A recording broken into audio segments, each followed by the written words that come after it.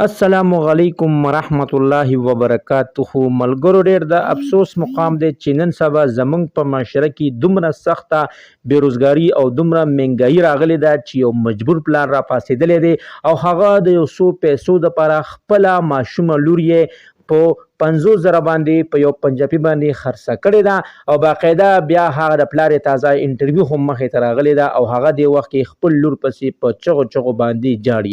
ملګرو که تاسو ځان د دې ټول معلومات نه پوره خبرول غواړئ نو مهرباني وکړئ زموږ د چینل مخه در سره سبسکرایب کړئ او خوا کې ورسره د ټلۍ بټن ووهئ چې تاسو ته زموږ خبر ډېر زر در رسي.